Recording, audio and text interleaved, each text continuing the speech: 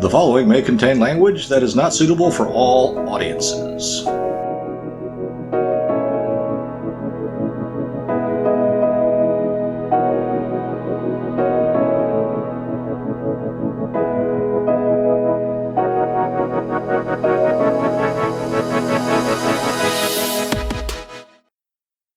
You know, and you know where it started? I just had this thought. I don't know if this is true or not. That thing, that's like a New Age movement thing. Yeah, I used to call them the Knacks. What is that? New Age communists? Oh yeah, New Age communists. That's right. We used that expression early on in the podcast when we sucked. And I also called it the Santa Monica Buddhists. Yeah, that's New Age. The New Age movement is the idea that you can bring something into existence just by wishing for it. Well, that's basically communism. Is it? Communism is the rearranging or the thought that you can rearrange the natural order. Is it? So communism is anti-nature, anti-religion, anti-family. What else is it anti? It's anti-human.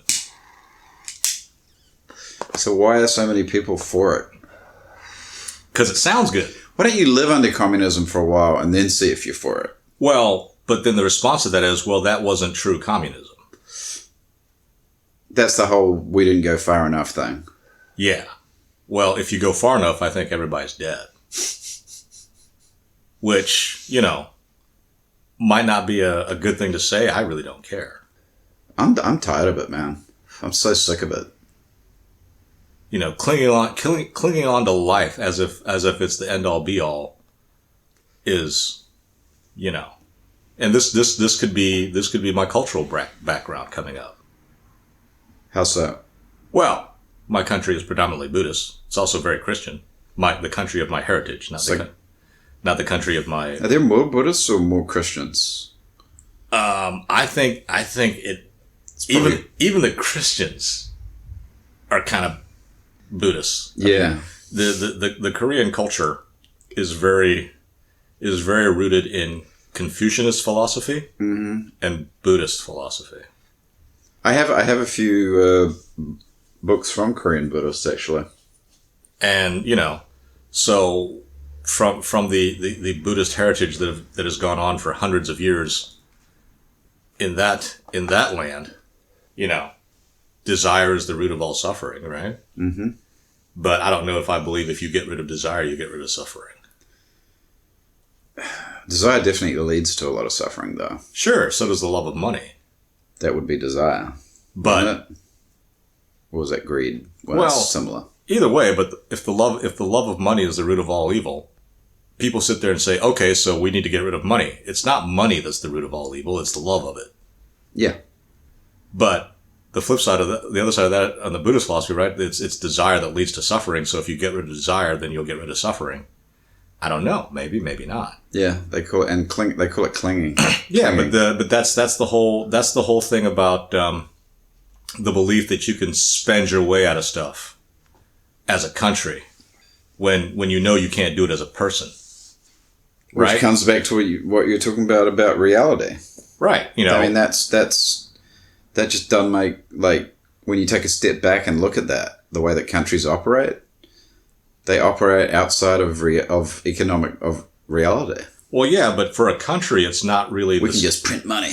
But for a country, it's not really the same as it is for a person, right? If you think of the phrase that I got from a TV show, all things may be possible with time, but time is something we don't have.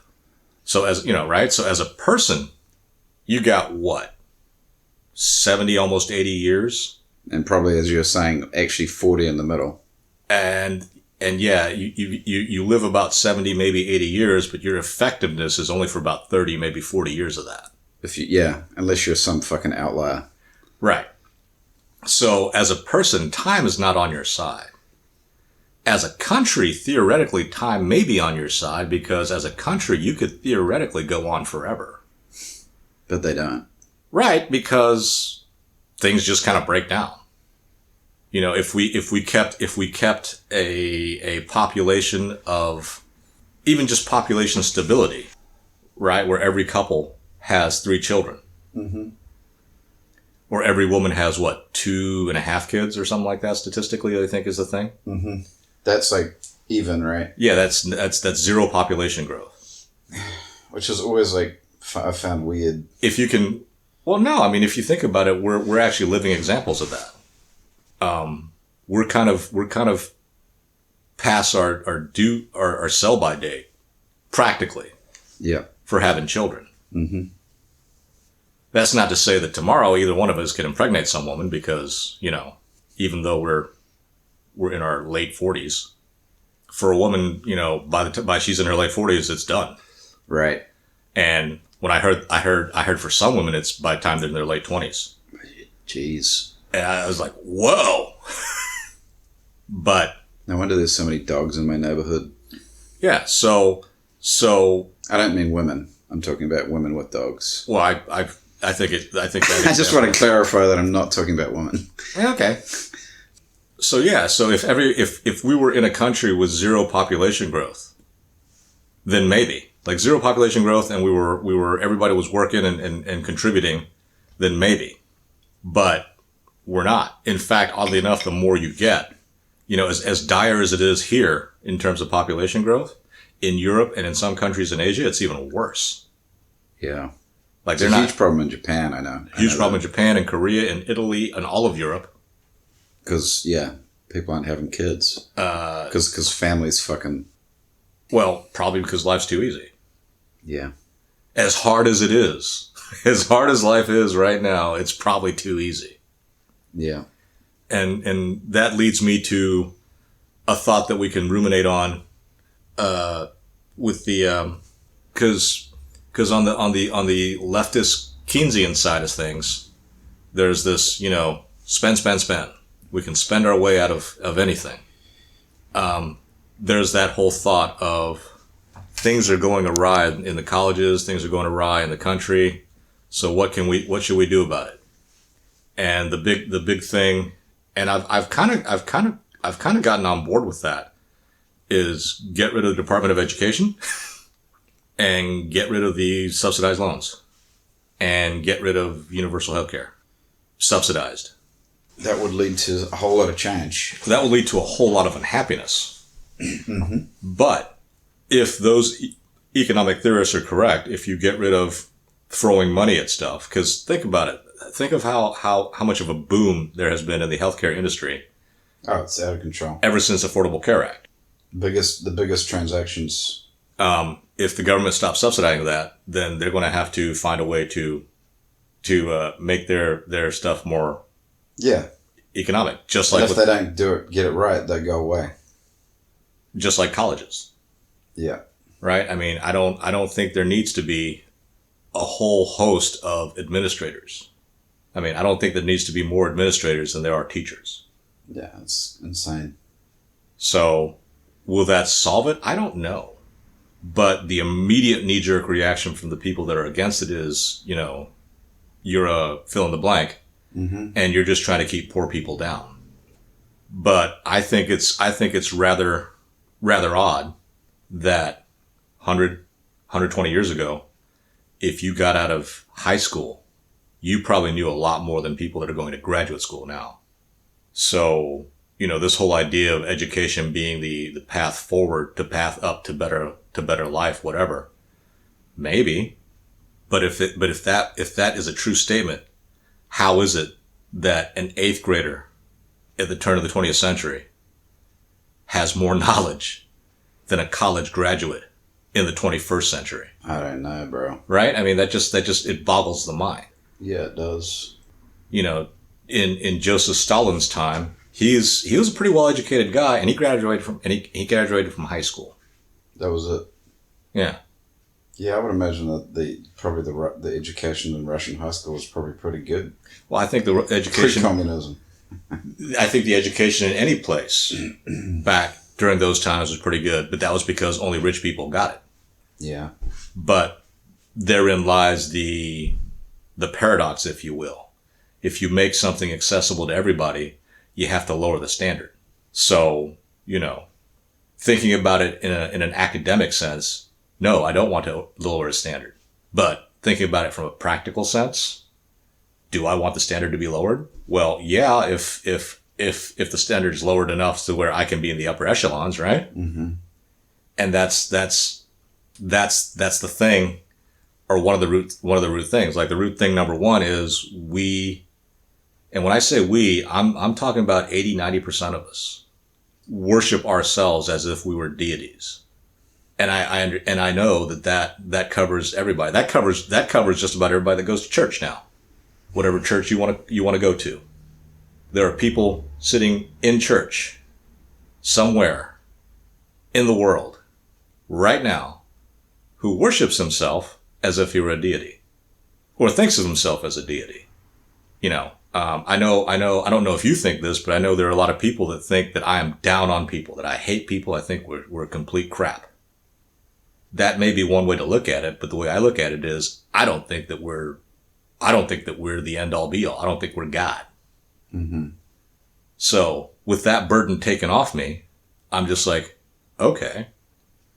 You know, this whole thought of, you know, there are good people working hard, trying to do this, trying to do that. I'm like, okay, well, yeah, there are people working hard, trying to do this, trying to do that. That don't make them good. It just makes them people. Which is what I always say, right? I mean, I don't think people are good. We do good things. We do incredibly terrible things.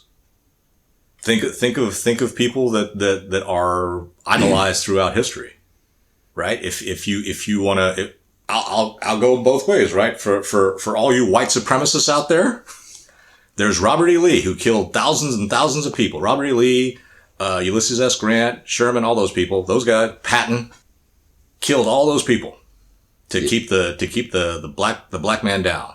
Mm-hmm. I'm butchering the name, but was it Toussaint Louverture? He killed a whole bunch of white people. Was he the Zulu? Slave revolt for Haiti. Okay. Now, there are people that look upon Robert E. Lee, Grant, Toussaint Louverture. I hate saying his name because I can't say it right, mm-hmm. and I refuse to try and pronounce something in a way that I can't pronounce, which is like the way, you know, like for Iran. Iran. All right, I'll call it Iran then. But I don't speak Farsi. There's no way I'm ever going to pronounce that word correctly. You know, that's like people with kimchi and taekwondo.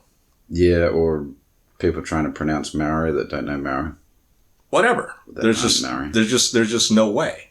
I was not raised speaking that language, and so I'm never going to be able to get certain accents right. When I try to go from English to Korean, I can tell that I've got an American accent when I speak Korean. Yeah.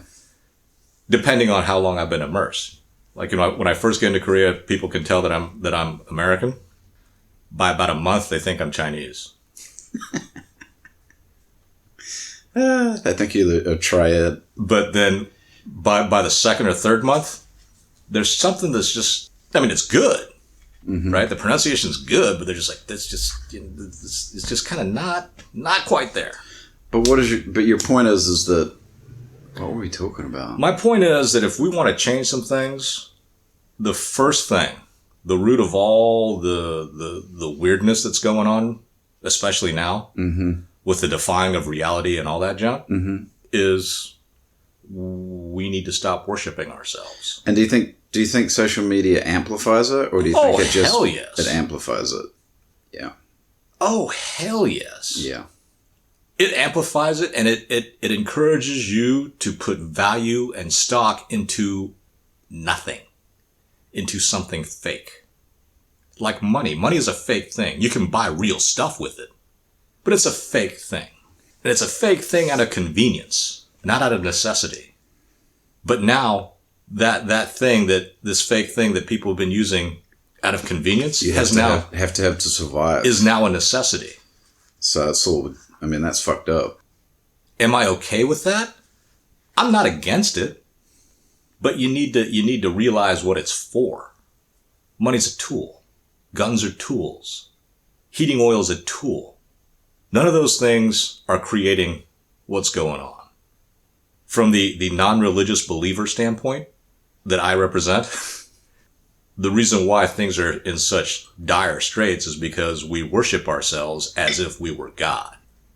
And we rationalize that by saying, no, I don't. That's about it. Well, yeah. That's the full extent of the argument. That's why you can't use statistics on someone. Because they're going to believe what they believe. People only care about statistics when it helps their side, when it helps bolster their argument. When it doesn't, then they bring out the exceptions. I mean, that's the favorite argumentative tool, right? Yes. If you can't win the argument, you use facts first. Yeah, the old lawyer edge. If you got the law on your side, you pound the law. If you got the facts on your side, you pound the facts. If you've got neither the law or the facts on your side, you pound the table. Well, in a world that truly looks to reality and the ways things are, you can scream up and down that this is unfair. This is not right. You need to change something. That may be true, but just jumping up and down saying, this needs to change, this needs to change. You need to give me what I want. And people need to stop listening when people behave like that. But it's been going on for so long. And when I say so long, I think it's been going on for thousands of years. If it hasn't, why would you say the squeaky... I thought you were going to say the last 60 years. Oh, longer than that. Why would you say stuff like the squeaky wheel gets the grease? Mm-hmm. The crying baby gets the food? Mm-hmm. Because we're just in a position where we just want you to shut up. Here, have some of this. Be quiet. Mm-hmm. Is that really how we want to live? As the screaming baby or the squeaky wheel, then the answer is no, I always want to be greased. And that's the thing, because there will be a time when each and every one of us is that squeaky wheel. There's never going to be a time when we're not. So even if it's just subconsciously, you're sitting there going, well, no, you can't just take that away. I mean, that's like the whole, and we can end with this. That's like the whole thing. You know, why do sailors always pick up stranded people in the ocean? Because if they were stranded, they would want to get picked up. Well, it's not just that. It's so that they will be. That's the reason why that's the rule. You pick up someone who's stranded in the ocean is because the ocean's a dangerous place. Yeah. Just like riding a motorcycle, it's not if, it's when. Yeah, most people who are regular sailors have a story about being stranded at sea at some point. So I guess it always happens. It does. And so there has become this unwritten rule that you do that. And that's and because of rule, I just thought of laws. And that's the reason why I have kind of a beef with calling stuff law. Because there's natural law, and natural laws cannot be broken. God's law, I call that. Well, okay, whatever, right? But our laws, man-made laws, broken every day, and the higher up you go, the less you think that applies to you. Well, natural law applies to everybody, and it cannot be broken. Sure does. I always think it's like people who don't believe that are just like insane. Well, people who don't believe that have never had to come across it, or have had so much time having it not apply. But it always applies, though. Natural law or regular law? Natural law always applies. Right. So, it's going to come. But you can be insulated a bit through society and man-made laws. That's true. Oh, that's interesting. If killing someone is wrong, it should always be wrong. But society's law should be in accordance with natural law, though. In certain senses, but we try to make ethics, accommodations. Right? We try to make accommodations. Right? Killing someone is always wrong unless it's in self-defense. Well, no, you just give somebody a pass. This wrong action does not automatically become right because the perspective has changed. You're just getting a pass. But that's kind of how it's sold, though, right? I think it's easier that way. Oh, and here's another thing I was thinking of, right? I guess we can end with this. So, how smart can we be? Well, you know the thing, like, if you tell someone something enough times, if a lie is repeated enough, then people will believe it. Yeah. Well, for the crowd that thinks that we're so smart, how smart can you be when all that I need to do to make you believe something that's untrue is to repeat it often? Yeah. Well, I don't know, not that smart, but I feel like propaganda's gotten better. I don't think propaganda's gotten better. It's just... What, people have gotten dumber? No, we're no smarter or dumber than we were before. You just said that someone with a fucking 8th grade education... knows more, has more knowledge. Yeah. I don't equate the amassing of knowledge With smarts. with smarts. Yeah. Okay. I mean, if it were true, then people with like, well, I don't know. You can't really go on the PhD thing because it's not really an objective measure of the amassment of knowledge. It's by committee. The PhD. Mm-hmm. So is the reason stuff's so out of whack is because there's a whole lot of people running around who don't believe in natural law. The reason that stuff is so out of whack is that there are people running around thinking that they are gods. They are deities. We know what happens to those people. A lot of them have very good lives. No, I'm talking about in the Old Testament. But that's just They get smoked, bro. that's appealing to a sense of justice that may or may not happen. I'm sure it happened. But 89. If my statistic is correct, 80-90% of us believe that we are deities, and of course the response to that is no, I don't. But if it's a lie to say that, I don't believe it. What? Well, did they really believe it, or are they just like, oh, that can't be true? Believe that they are deities? Yeah. I think they believe it. So they say that's not true, but they believe it.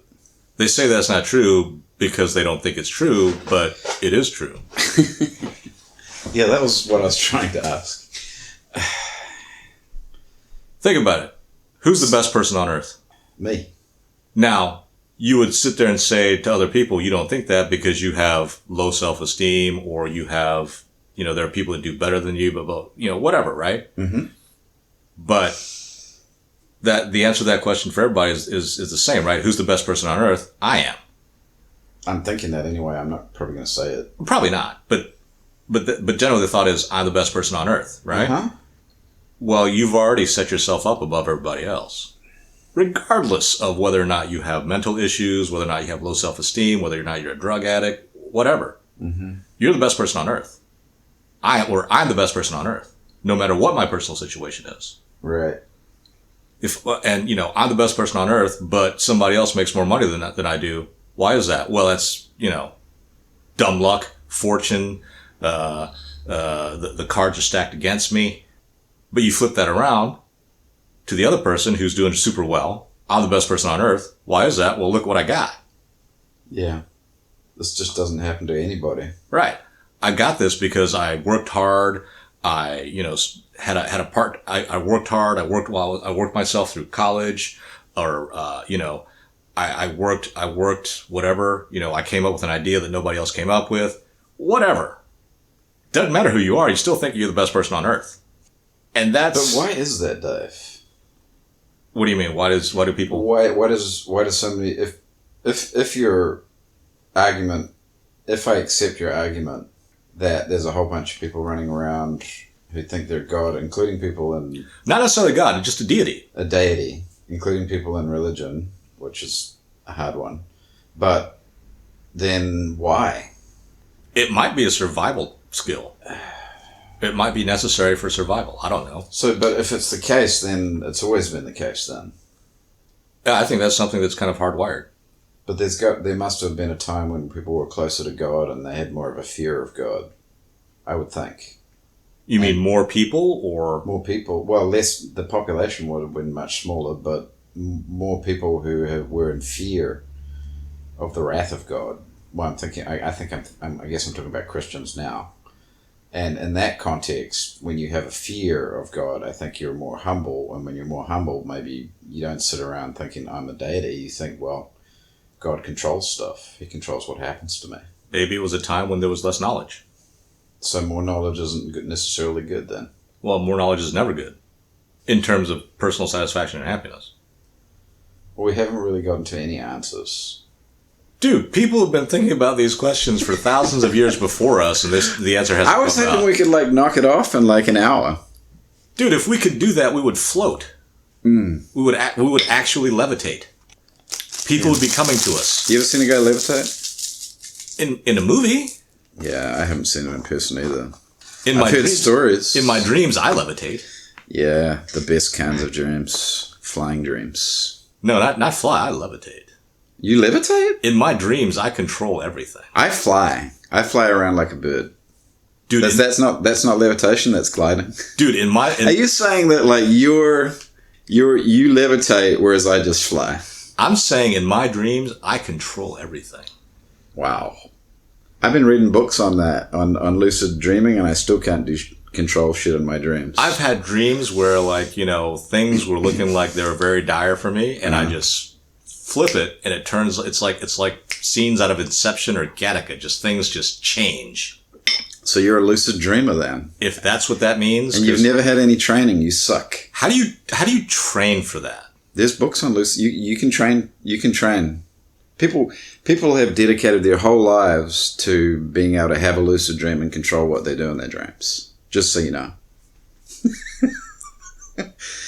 So some of us have actually read books and tried to foster these skills and still drawn a big fat naught on the lucid dreaming front. Dude, there are dreams where I'm falling and just before I hit the ground, I stop. Well, that's nice. It's like my own personal matrix. See, for me, it's always like the gliding thing. I always got to have my hands out, and I can like move through the air and maybe go back and forth. But I'm not just like cross-legged, just going zoop zoop zoop zoop. I'm not cross. I'm just standing there. I'm standing there, floating around, going wherever I want. No, I'm not standing. I'm like horizontal, like a bird, a big fat bird. I think we need to call this quits, man. All right. Well, it's time to get back to some Christmas movies. All right. See you next week.